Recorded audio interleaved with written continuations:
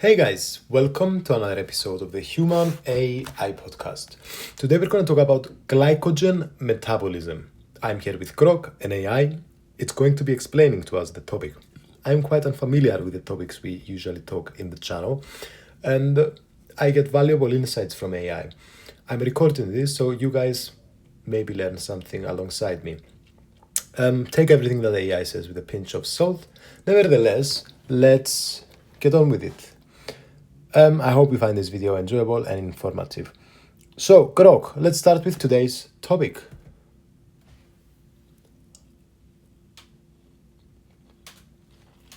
All right, let's dive into glycogen metabolism. Glycogen is a stored form of glucose in the liver and muscles, broken down or built up to regulate blood sugar and provide energy. It's controlled by hormones like insulin and glucagon through processes like glycogenesis and glycogenolysis. Ready to start with a specific part, like how glycogen is made or broken down? So, glycogen is in the liver and in the muscle as an energy reserve. Where exactly in the muscle is it?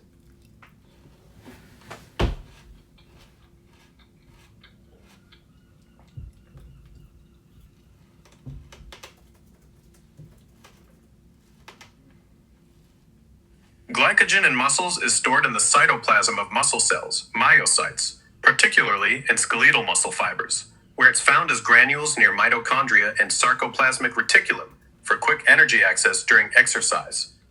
It's not in a specific organelle, but scattered throughout the cytosol, ready to be broken down into glucose for ATP production. And how does it get broken down exactly? And how does glucagon play a role here? Is there bond breaking? What's going on?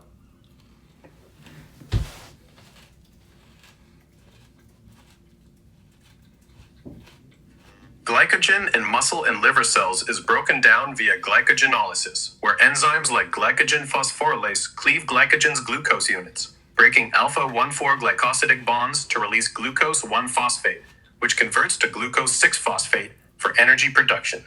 In the liver, glucagon, released during low blood sugar, binds to receptors activating adenylate cyclase to produce cAMP, which triggers protein kinase A to phosphorylate and activate glycogen phosphorylase, speeding up glycogen breakdown to release glucose into the blood. In muscles, glycogenolysis is more tied to epinephrine for quick energy during exercise, not glucagon, as muscles use glucose locally for ATP rather than releasing it into the bloodstream. Want to dive deeper into the enzyme steps or compare liver versus muscle roles? So, which is the glucose that we want? Is it glucose 1-phosphate or glucose glucose 1-phosphate is the glucose we want? Because I know there's like a bunch of things like fructose 1-phosphate and all that, like, which I guess is not the same. It's fructose, not glucose, but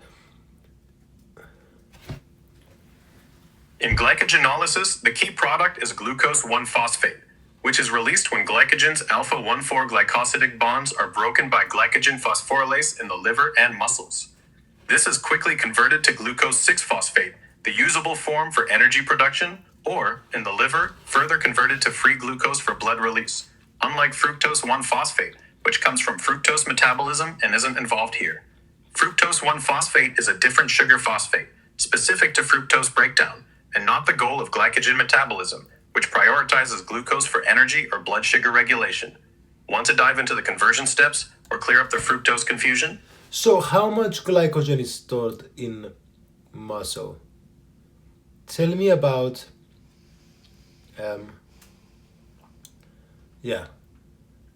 in the fed state, how much glycogen constitutes the liver and how much the muscle, and in the start state too.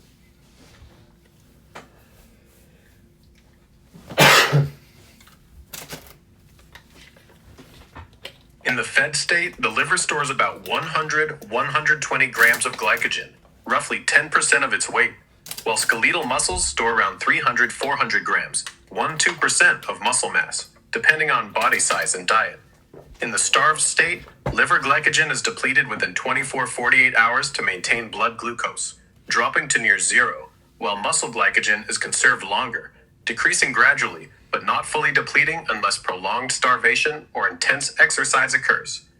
These stores reflect the liver's role in blood glucose regulation and muscles' focus on local energy needs for contraction. Want to dive into how these stores are regulated or used?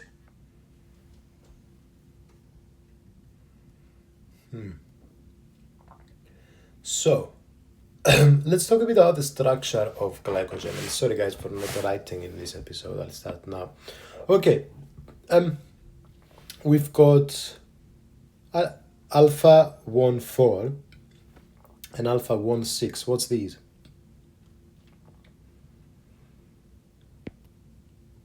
Glycogen is a branched polysaccharide with glucose units linked by alpha-1,4 glycosidic bonds forming linear chains and alpha-1,6 glycosidic bonds creating branch points every 812 glucose units, giving it a tree-like structure.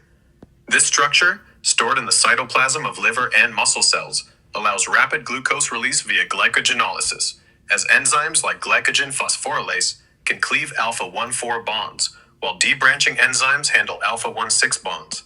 The branching maximizes storage efficiency and provides multiple sites for quick breakdown to meet energy demands. Want more on how this structure aids glycogenolysis or its synthesis?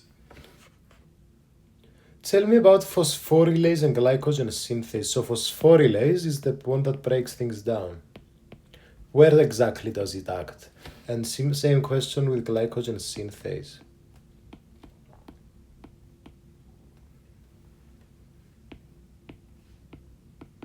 Glycogen phosphorylase breaks down glycogen by cleaving alpha-1,4 glycosidic bonds in the linear chains of glycogen granules in the cytoplasm of liver and muscle cells, releasing glucose 1-phosphate for energy or blood glucose. Glycogen synthase builds glycogen by adding glucose units from UDP glucose to the non-reducing ends of glycogen chains, forming new alpha-1,4 bonds, while branching enzyme creates alpha-1,6 bonds for branches. These enzymes act on glycogen granules in the cytosol, with phosphorylase activated by glucagon or epinephrine for breakdown, and synthase activated by insulin for synthesis. Want more on their regulation or specific actions?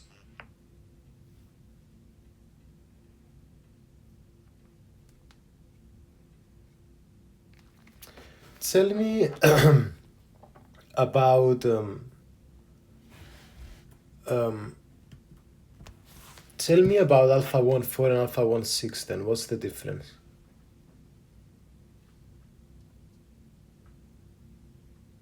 Alpha-1,4 glycosidic bonds link glucose units in a straight chain within glycogen, making long, linear stretches that glycogen phosphorylase can quickly break down for glucose release.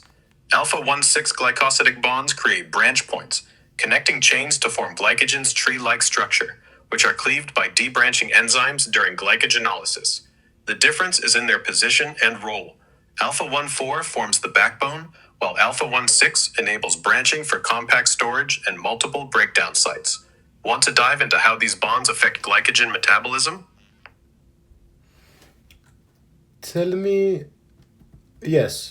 about their differences. So what's the jobs of each? What's the pros and cons of each type of bond?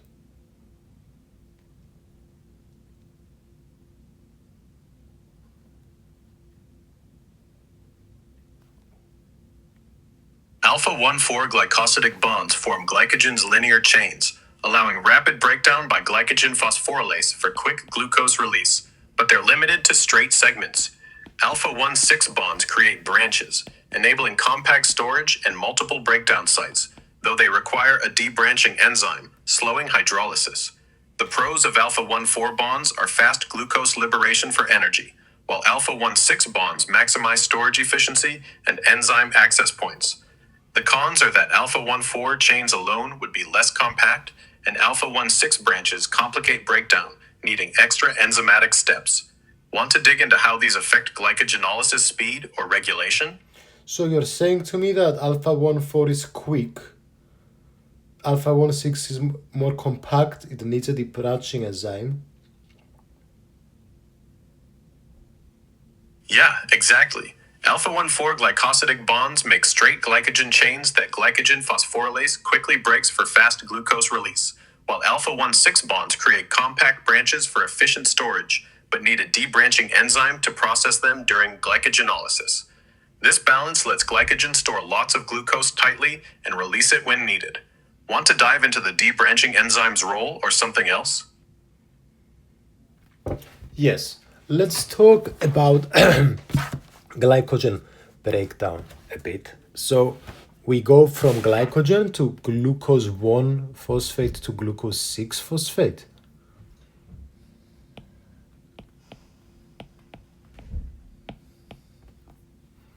Glycogen breakdown or glycogenolysis starts in the cytoplasm of liver or muscle cells, where glycogen phosphorylase cleaves alpha-1,4 glycosidic bonds in glycogen, releasing glucose 1-phosphate.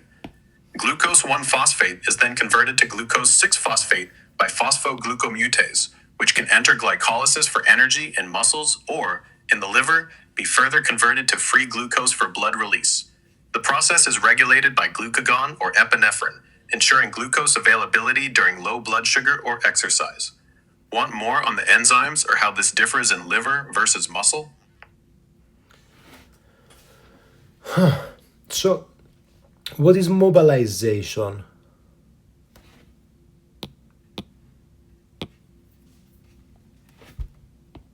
Mobilization in the context of glycogen metabolism refers to the process of breaking down stored glycogen into glucose, glycogenolysis, in the liver and muscles to provide energy or maintain blood glucose levels.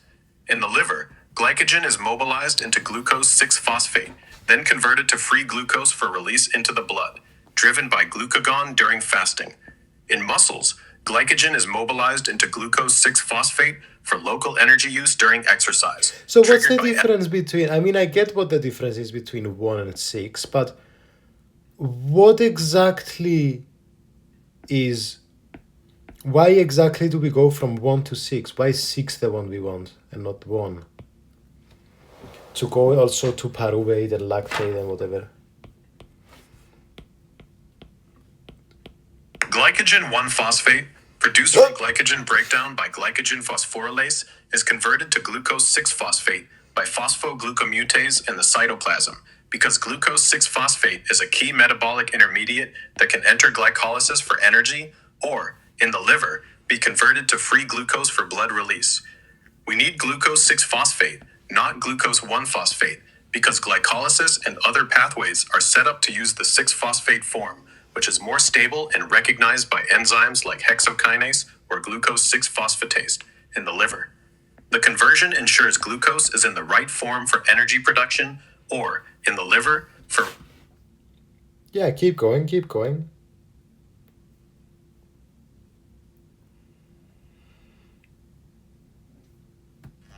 All right.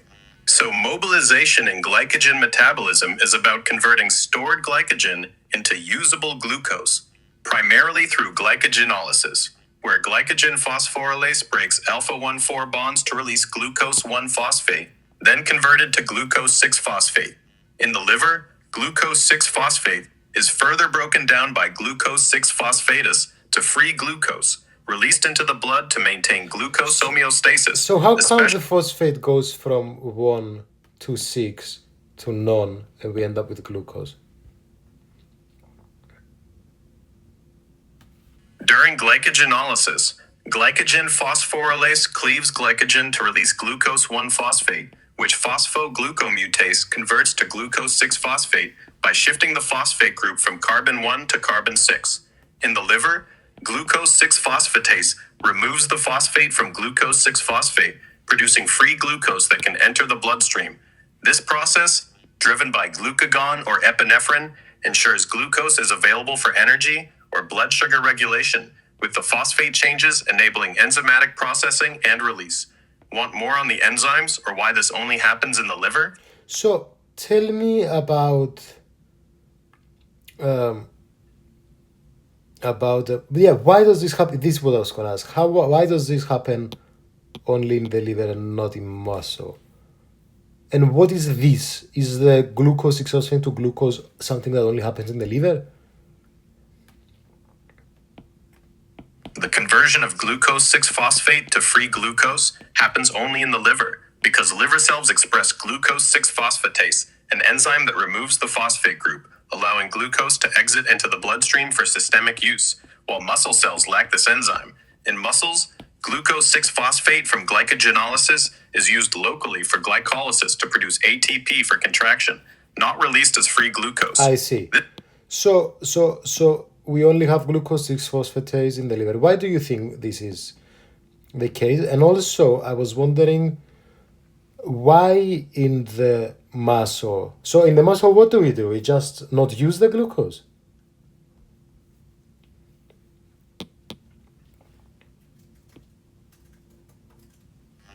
The liver has glucose 6 phosphatase to convert glucose 6 phosphate to free glucose, enabling release into the bloodstream to maintain blood sugar for the whole body, a role unique to the liver due to its systemic metabolic function.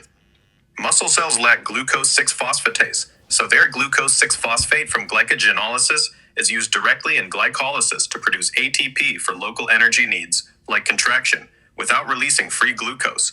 This specialization ensures muscles prioritize immediate energy, while the liver supports whole body glucose homeostasis. Want more on muscle metabolism or liver enzyme regulation? Wait, tell me again. I don't get it. I didn't get what you said. What happens in the muscle? Like G6P, what's G6P in the muscle? What is it useful if it's not going to be turning into glucose? In muscles, glucose 6 phosphatase, G6P, from glycogenolysis is used directly in glycolysis to produce ATP for muscle contraction, as muscles lack glucose 6 phosphatase to convert G6P into free glucose. G6P is useful because it fuels energy production locally, powering muscle activity during exercise without contributing to blood glucose. This specialization lets muscles focus on immediate energy needs while the liver handles systemic glucose release. Want more on glycolysis in muscle or why this split exists? I don't understand the reason. I don't understand it, honestly.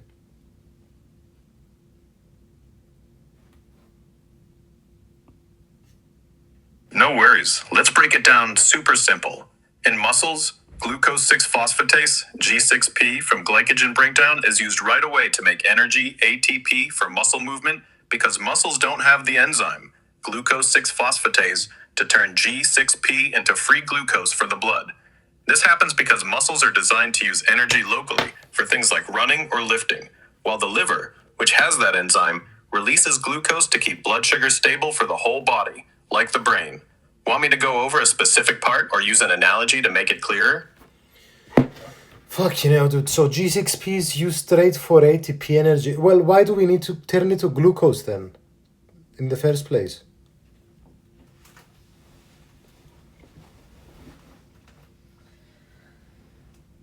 In the liver, glucose 6 phosphatase, G6P, is converted to free glucose by glucose 6 phosphatase to be released into the bloodstream, ensuring organs like the brain have a constant... So to be released in the bloodstream, it needs to be in glucose form, but to be in muscle or in the liver, it can be G6P and still be used.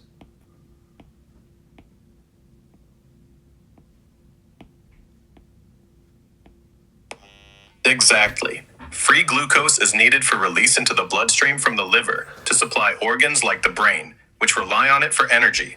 But in muscle and liver cells, glucose 6 phosphatase, G6P, can be used directly in glycolysis to produce ATP for local energy needs. Muscles lack glucose 6 phosphatase, so they keep G6P for internal use, while the liver's enzyme allows it to convert G6P to glucose for systemic distribution.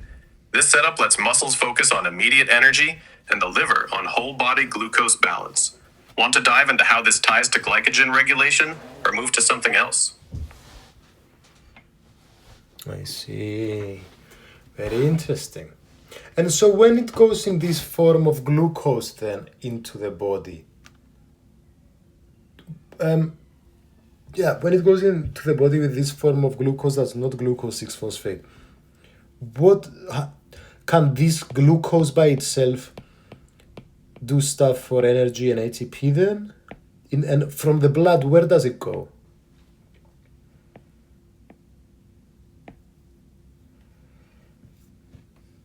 Free glucose, released from the liver into the bloodstream, travels to tissues like the brain, red blood cells, and muscles, where it's taken up via GLUT transporters, like GLUT3 in the brain or GLUT4 in muscles, and converted to glucose 6-phosphatase, G6P, inside cells for glycolysis to produce ATP. So it goes back to G6P then.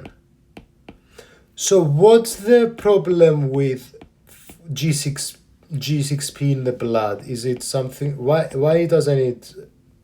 Is it insoluble in the blood or something? What's the problem? Why can't it travel in the blood?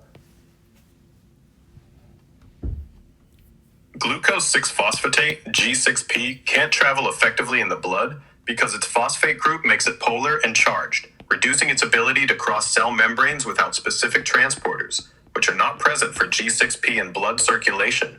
Free glucose, being uncharged and smaller, easily crosses membranes via GLUT transporters and is stable in blood, making it ideal for systemic distribution to tissues like the brain or muscles. In cells, glucose is converted back to G6P for glycolysis, but G6P stays intracellular due to its chemical properties and role in metabolism. Want more on how glucose travels or why G6P is trapped inside cells? That makes sense. Okay, let's talk a bit about the relationship between blood glucose and liver glycogen stores throughout the day. So I eat lunch and glucose goes up and then it goes down and they stay stable and then it goes up and then it goes down. So with glycogen then, does glycogen rise at the same time? Basically, glycogen is going to be a similar graph but shifted to the right a bit, right? After eating lunch, blood glucose rises, triggering insulin release, which signals the liver to convert excess glucose into glycogen via glycogenesis. So liver glycogen stores increase while blood glucose peaks. As blood glucose drops post-meal due to tissue uptake and storage, liver glycogen remains high, but is gradually broken down via glycogenolysis, triggered by glucagon to maintain stable blood glucose during fasting periods. So what's going on during night? And if I eat a bigger meal, why does glycogen stay high and stable high, stationary in a large high state for longer compared to a smaller meal earlier in the day? At night, during fasting, the liver breaks down glycogen via glycogenolysis, triggered by glucagon to release glucose and maintain stable blood sugar for the brain, depleting glycogen stores gradually. A bigger meal provides more glucose, leading to greater insulin-driven glycogenesis, filling liver glycogen stores to capacity, around 100-120 grams, so they stay high and stable longer, compared to a smaller meal, which adds less glycogen and depletes faster.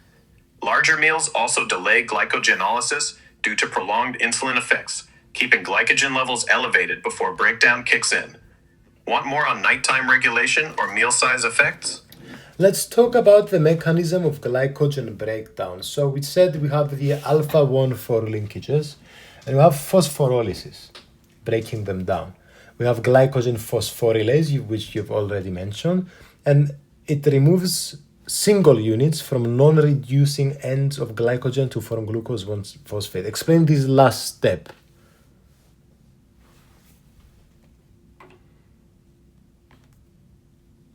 Glycogen phosphorylase cleaves alpha-1,4 linkages at the non-reducing ends of glycogen in the liver or muscle cytoplasm, using inorganic phosphate to break the bond and release glucose 1-phosphate.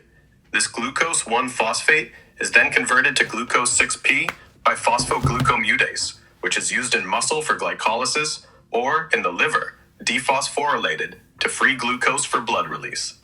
The process targets non-reducing ends, the outer tips of glycogen chains, for efficient sequential glucose release. Want more on the non-reducing ends or the next steps? Tell me about glycogen degradation a bit more. So we have phosphorylase. Why can it only break alpha-1,4 links? And why up to within 4 glucose units from a branch point? I don't get that. And tell me about transferase activity. So we have the debranching enzyme. It removes 3 residues. Tell me why specifically 3 from the branch, and then it transfers them to the end of another chain in alpha-1,4 linkage. Explain this really simply to us.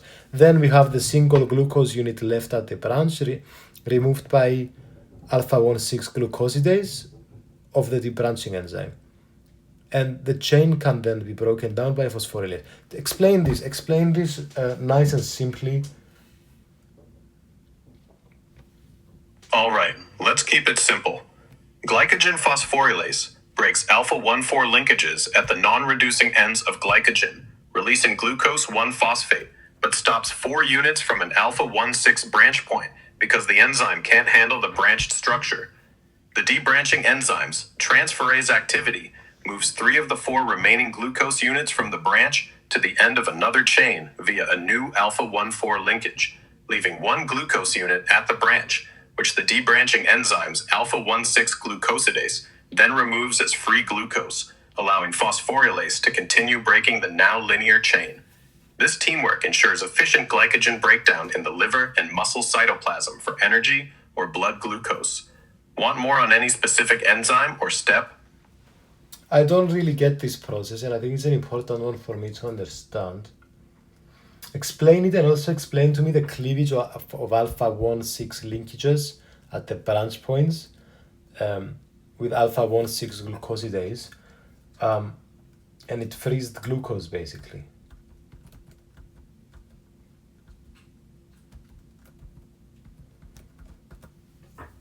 Okay, let's break down glycogen degradation super simply, focusing on the process and the alpha-1,6 linkages at branch points. Glycogen phosphorylase cleaves alpha-1,4 linkages at the non-reducing ends of glycogen in the liver or muscle cytoplasm, releasing glucose 1-phosphate, but stops 4 units from an alpha-1,6 branch point because it can't process the branch structure. The debranching enzyme steps in. Its transferase moves 3 of those 4 glucose units to another chain's end, forming a new alpha-1,4 linkage. Can you give me an analogy, like a really simple analogy of everyday life? Because I don't think I'll understand it otherwise.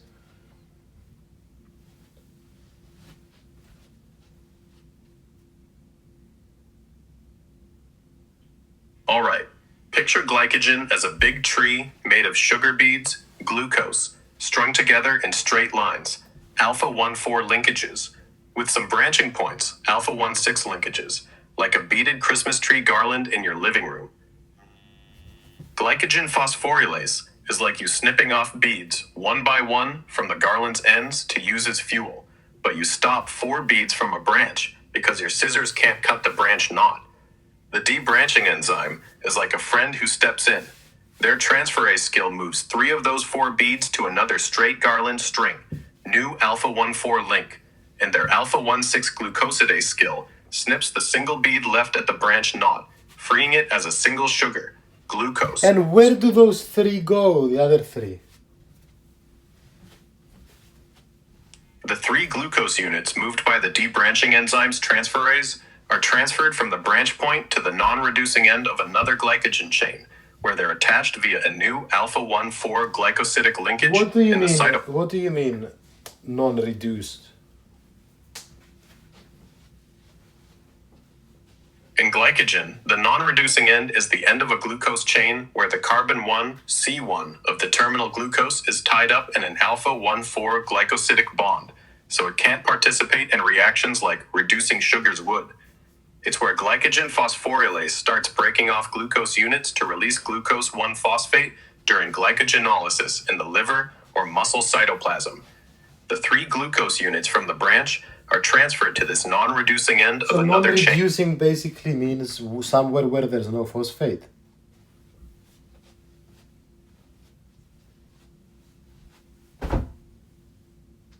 Not quite non-reducing end refers to the end of a glycogen chain where the carbon 1 of the terminal glucose is bound in an alpha-1,4 glycosidic bond. Okay. So, thanks for watching, guys.